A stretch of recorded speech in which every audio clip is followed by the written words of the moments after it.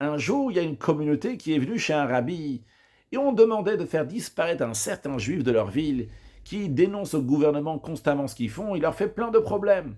Le rabbi leur a répondu jamais de la vie. C'est un super cadeau, vous savez. Il y a écrit Yovilu Shaila Mora. Ils vont amener un cadeau à celui qui fait régner la crainte. C'est-à-dire que lorsque Mashiach va venir, les nations vont amener un cadeau au Mashiach. Mais ils vont se rassembler ensemble, ils vont dire qu'est-ce qu'on peut ramener au Mashiach. Et ils vont dire de l'argent, ils vont dire l'argent appartient déjà au Mashiach, de l'or, l'or appartient déjà au Mashiach, Lia Kesev, Lia Zav, nous Machem. Ils ont dit, on va lui donner des terrains, mais les terrains déjà lui appartiennent. Veillerd, Miyam, Adiam, il domine de la mer à l'autre mer, le monde entier. Qu'est-ce qu'on peut lui offrir? Ils vont dire, ah, on va lui offrir un juif.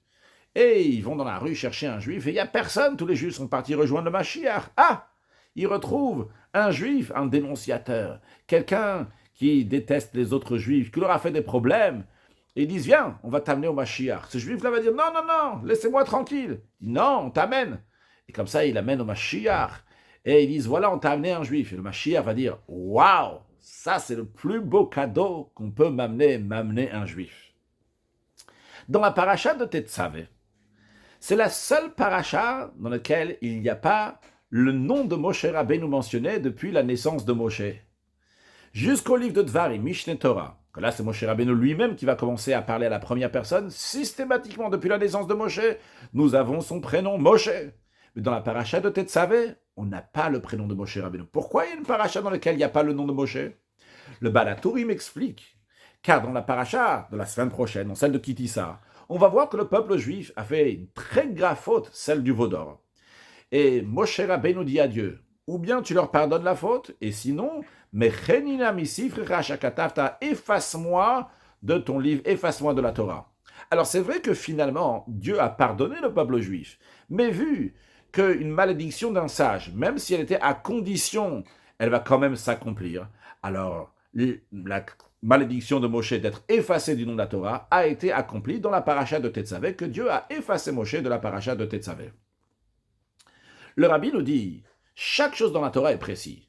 Si c'est la paracha de Tetzavé qui a été choisie pour effacer le nom de Moshe, c'est que cette paracha-là, elle a quelque chose de particulier, et c'est là qu'il fallait effacer le nom de Moshe Rabbeinu. Mais a priori, il faut comprendre quel rapport entre la paracha de Tetzavé avec effacer le nom de Moshe Rabbeinu. Et dans cette question-là, le rabbi inclut aussi quel rapport du contenu de la paracha de Tetzavé avec effacer le nom de Moshe Rabbeinu. Deuxième question. On dit qu'on a effacé Moshe Rabbeinu, la paracha de Tetzavé. Mais c'est seulement le nom de Moshe qui a été effacé. Mais Moshe Rabbeinu lui-même est mentionné dans la paracha des dizaines de fois. Quand on dit lui-même, pas par son prénom, on ne dit pas le nom de Moshe, mais on dit Ve'ata Tetzavé, Ve'ata, Ve'asita. On parle de Moshe Rabbeinu constamment, sans dire son prénom. Mais Moshe Rabbeinu est présent dans la paracha. A priori, c'est pas juste qu'on n'a pas effacé Moshe, mais c'est encore plus important que le prénom, le nom Moshe. Pourquoi? Qu'est-ce qui est plus important? Ton nom ou toi-même? Évidemment que toi-même, tu es plus haut que le nom. Le nom, c'est pourquoi? Pour que l'autre va pouvoir m'appeler. C'est la raison pour laquelle que j'ai un nom. Mais mon essence, ce que je suis moi-même, c'est au-delà. Et en effet, quand on dit Ve'ata, toi, à qui ça fait référence? À l'essence même. D'ailleurs, comme le Kli Yakar le dit, que Ve'ata, ça veut dire Mimahu Tatsutra, de ton essence, de Moshe Rabbeinu lui-même. Donc, on nous dit, on ne mentionne pas Moshe dans toute la paracha, mais finalement, on a encore mieux que ça. On a même l'essence de Moshe Rabbeinu dans la paracha. Troisième question. Moshe Rabbeinu, toute sa vie, toute son existence, c'est la Torah. Comme d'ailleurs il est dit, Zichu Torat Moshe Avdi, souvenez-vous de la Torah de Moshe mon serviteur. C'est la Torah que Dieu l'a donnée, mais elle s'appelait Torah Moshe Avdi, la Torah de Moshe mon serviteur. Moshe Rabbeinu, il se donne totalement pour la Torah. Et voilà qu'il y a des juifs qui sont très très bas, qui sont partis faire la faute du veau d'or, qui est le contraire des 10 commandements dans lesquels on dit ne fais pas d'autre Dieu, il n'y aura pas d'autre Dieu, ne fais pas un autre Dieu. Ils sont partis faire Avodah Zarah. Ils sont totalement détachés de la Torah. Comment ça se fait? C'est très étonnant que Moshe Rabbeinu, que toute son existence est la Torah, il est prêt à s'effacer de la Torah. Pour qui? Pour des juifs qui sont complètement détachés de la Torah. Quatrième question. C'est quoi ce dialogue entre Moshe et Dieu? Si tu ne vas pas pardonner, alors efface-moi de la Torah. Qu'est-ce que Moshe Rabbeinu va gagner? Moshe Rabbeinu, son but, c'est quoi? C'est que le peuple juif va être pardonné. À quoi ça sert que Moshe Rabbeinu va être effacé de la Torah? Cinquième question. C'est vrai que le commentaire de Rashi dit, si tu n'as pas pardonné le peuple juif, les gens dans des générations à venir vont dire que j'étais pas capable de demander miséricorde. Mais le rabbi demande, il dit, Moshe Rabbeinu, ce qui l'intéresse, c'est pas ce que les gens vont dire, c'est le pardon du peuple juif. L'explication est la suivante. Moshe et le peuple juif sont une seule chose. Comme le commentaire de Rashi le dit dans Parashat Rukat, que Moshe ou Yisraël, Yisraël, Moshe, que Moshe c'est le peuple juif, et le peuple juif c'est Moshe Rabbeinu, et que le Nasi adore ou que Chol adore, que le chef de la génération, c'est comme toute la génération. Et vu que Moshe Rabbeinu il est uni totalement avec le peuple juif, c'est d'ailleurs la raison pour laquelle on voit que lorsque le peuple juif a fauté, il a fait la faute du veau d'or, Moshe Rabbeinu a été puni. Dieu lui a dit, l'Ech Red va descendre. C'est pas juste descendre de la montagne, mais nos sages disent, ça veut dire descendre de ta grandeur. Toute ta grandeur, c'est grâce au peuple juif. Le peuple juif s'est dégradé, a fait la faute du veau d'or, et bien toi aussi, tu vas perdre de ta grandeur. Parce que c'est automatique. Si le peuple juif tombe, Moshe Rabbeinu aussi tombe. Donc Moshe Rabbeinu est uni avec le peuple juif. Dans le rabbi nous dit, cette union-là de Moshe avec le peuple juif est encore plus haute et plus profonde que l'union que Moshe Rabbeinu il a avec la Torah. Et d'ailleurs, on le retrouve chez Dieu lui-même. Il est dit, que la Torah et Akadosh Baruch sont une seule chose. Mais bien que la Torah et Dieu sont une seule chose, il y a quelque chose qui est plus haut que la Torah, et donc qui est encore plus lié avec Hachem, c'est quoi? C'est le peuple juif. Comme il y a écrit dans Tana de Veliaou Rabbah, qu'un jour, Eliyahu Hanavi est en train de marcher. Il a rencontré un juif qui lui a dit « J'aime beaucoup la Torah, j'aime beaucoup le peuple juif, mais lequel je dois aimer le plus ?» Et Eliyahu Hanavi lui a dit « Les gens disent que c'est la Torah, mais je te dis que c'est le peuple juif. » En effet, Israël kadmou la Torah, le peuple juif devance la Torah. Dans la Torah, on le dit « Parle au peuple juif ». Si on te dit « Parle au peuple juif dans la Torah », ça veut dire qu'au moment où on écrit la Torah, le peuple juif est déjà là avant. Et ils sont avant, pas juste dans l'ordre chronologique, mais ils sont avant dans l'importance. Ils sont encore plus haut, plus rattachés à Kadosh Baruch ou à Dieu que la Torah. Et en conséquence du fait que chez Dieu, malgré le fait que la Torah est rattachée à Dieu, le peuple juif est rattaché à Dieu, mais l'union du peuple juif avec Dieu est encore plus forte que l'union de Dieu, donc avec la Torah, c'est la raison pour laquelle que chez les tzadikim aussi, ceux qui suivent Dieu, donc Moshe Rabbeinu, et tous les tzadikim qui ressemblent à leur Créateur, eux aussi, chez eux, dans leur vie, c'est vrai qu'ils ont un lien très très fort avec la Torah, mais le lien qu'ils ont avec leurs chassidim, avec leurs élèves, avec le peuple juif, et encore plus haut. Basé sur ça, le rabbi nous dit, on va comprendre comment Moshe Rabbeinu a dit « Efface-moi de ton livre de la Torah ». En effet, Moshe Rabbeinu était prêt à se donner pour le peuple juif. Pourquoi? Parce que son lien avec le peuple juif est plus haut que son lien avec la Torah. Donc on avait demandé tout à l'heure, on a dit comment ça se fait que Moshe Rabbeinu est prêt à s'effacer toute son existence de Torah pour le peuple juif qui a fait le veau d'or, qui est détaché de la Torah, tout simplement parce que Moshe Rabbeinu, il est rattaché avec tous les Juifs. Il est rattaché avec tous les Juifs encore plus fort qu'avec la Torah. Et quand on dit tous les Juifs, c'est même avec les Juifs qui sont détachés complètement de la Torah, qui ont fait la faute du veau d'or. Basé sur ça, le Rabbi nous explique aussi dans le sens profond, de manière exceptionnelle, le verset que Moshe Rabbeinu a dit, ou bien tu leur pardonnes, ou bien tu m'effaces de la Torah. Qu'est-ce que Moshe Rabbeinu est en train de dire ici? C'est pas juste une menace ou un chantage. Il est en train de lui dire comme ça, il dit, écoute, il faut pardonner le peuple juif. Moi, j'aimerais que ça se passe à travers la Torah. Mais si le peuple juif a fauté de manière si grave que la Torah, elle dit qu'il ne peut pas y avoir de pardon, eh bien, à ce moment-là, efface-moi de la Torah. Qu'est-ce qu'on va faire? On va effacer donc le lien que j'ai avec la Torah et on va dévoiler un lien qui est encore plus haut. On va dévoiler le lien que j'ai avec le peuple juif qui dépasse le lien qui est avec la Torah. Et par cela, Hachem, toi, tu pourras pardonner, parce que toi, Hachem, tu peux pardonner. C'est juste que la Torah, elle dit qu'on ne peut pas pardonner. Comme on retrouve dans le Yalkut Shimoni, qu'on a demandé à Kadosh Baruch, on a demandé à la Torah comment on doit faire pour avoir un pardon.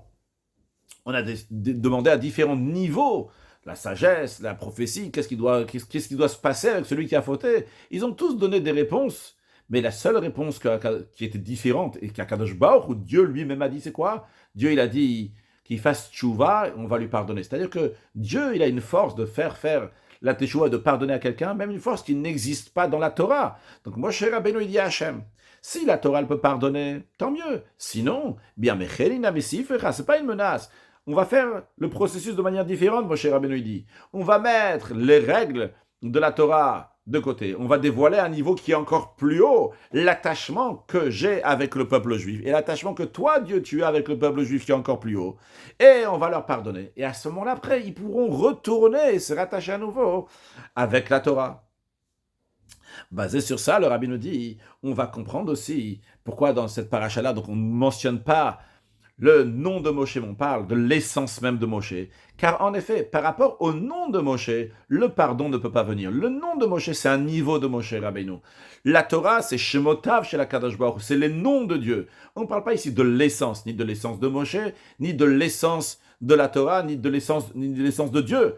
Par contre, lorsqu'on va dévoiler l'essence de Moshe Rabbeinu, non pas le nom de Moshe Rabbeinu, mais l'essence de Moshe Rabbeinu, qui est lié avec l'essence de Dieu, eh bien lui, il rassemble tous les Juifs ensemble de manière égale, qu'il n'y a pas de différence entre celui qui a fait le veau d'or et celui qui n'a pas fait le veau d'or. En effet, le mot Ve'ata Tetzavé, le début de la paracha, que tu vas, toi, ordonner, dans le sens profond, celui Ve'ata, toi, tu vas rattacher. Le mot Tetzavé, ça vient du langage de Mitzvah, qui veut dire un ordre, mais aussi du langage de Savta vechibur, de rattachement. Toi, Moshe Rabbeinu, tu vas rattacher tous les Juifs ensemble, de manière que tous les Juifs vont être à égalité. Et basé sur ça, on comprend le lien avec tous les sujets de la paracha. Dans toute la paracha, on nous parle de Moshe Rabbeinu constamment, que tu dois faire. On parle de qui? De l'essence de Moshe Rabbeinu. Et même lorsque Aaron, c'est lui qui va allumer le candélabre, mais l'huile d'olive, il faut l'amener à qui? À Moshe Rabbeinu. Aaron, il allume des lampes qui sont déjà... Ils ont déjà un potentiel d'être allumés. Il l'allume et il met dans le droit chemin des Ov des Hachem, des gens qui servent à Kadosh Baruch Hu. Mais quelqu'un qui ne sert pas Dieu, eh bien lui, Aaron ne peut pas l'élever uniquement par la force de Moshe Rabbeinu. Que Moshe Rabbeinu, il unit tous les Juifs. Eh bien à ce moment-là, il peut unir aussi ces Juifs-là, donc ils sont à un niveau très très bas. Par la force de Moshe Rabbeinu, Aaron va réussir à allumer, à élever aussi ces Juifs qui sont à un niveau qui sont inférieurs. Et de la même manière aussi, lorsqu'il s'agit donc de la prêtrise de Aaron qui est dans la suite de la paracha, qui est-ce qui s'en occupe? C'est Moshe Rabbeinu. Ve'ata'ak ve'asita, c'est toi donc Moshe Rabbeinu qui va faire. Pourquoi? Parce que Moshe Rabbeinu donne la force à Aaron, que Aaron va pouvoir élever même des Juifs qui sont dans un niveau inférieur, comme ceux qui ont fait par exemple la faute du veau d'or. Et c'est aussi vers la fin de la paracha qu'on retrouve l'autel des encens. C'est quoi l'idée des encens? Nos sages disent que dans les encens, il y avait aussi une encens qui avait une mauvaise odeur. À quoi ça symbolise? Nos sages disent, c'est lorsqu'on prie à Dieu le jour d'un jeûne, on doit avoir dans la communauté aussi des fauteurs du peuple juif, qui sentent mauvais, entre guillemets ou pas. Eh bien, par cela, on va avoir quelque chose d'entier, qu'on est tous unis, on va avoir le pardon, on va arriver à un niveau qui est plus haut. C'est le lien de Ve'ata Tetzav avec Moshe Rabbeinu, il rattache tous les juifs ensemble. Et là, le rabbi nous dit, basé sur ça, on va comprendre aussi l'enseignement qu'on a tiré de ça. De la même manière que Moshe Rabbeinu, il n'était pas prêt à mettre de côté, il était prêt à mettre de côté même la chose la plus haute qu'il avait, donc la Torah, pour un juif. Quel juif? Le juif qui a fait la faute du veau d'or. Et ça, c'est encore plus haut que aimer son prochain comme soi-même. Quand on dit comme soi-même, ça veut dire comme j'aime moi-même. Moi, j'aime la Torah, donc j'aime l'autre. Donc, comme la Torah, un niveau de Torah, mais mettre moi de côté. Moshe Rabbeinu, tout son moi, toute son existence, c'est la Torah, il la met de côté pour d'autres juifs. Ça, c'est encore plus qu'aimer son prochain comme soi-même, et il aime son prochain encore plus que lui-même. Et vu que Moshe Rabbeinu, c'est le berger fidèle du peuple juif, il nous donne aussi la force d'un tel comportement. Et là, le rabbi arrive à expliquer la 5e question qu'on avait, donc le commentaire de Rashi, qu'à première vue, c'est étonnant. Rashi nous dit que Moshe Rabbeinu s'inquiète, qu'est-ce qu'on va dire dans les générations à venir? Qu'il n'a pas pu pardonner le peuple juif. C'est pas ça.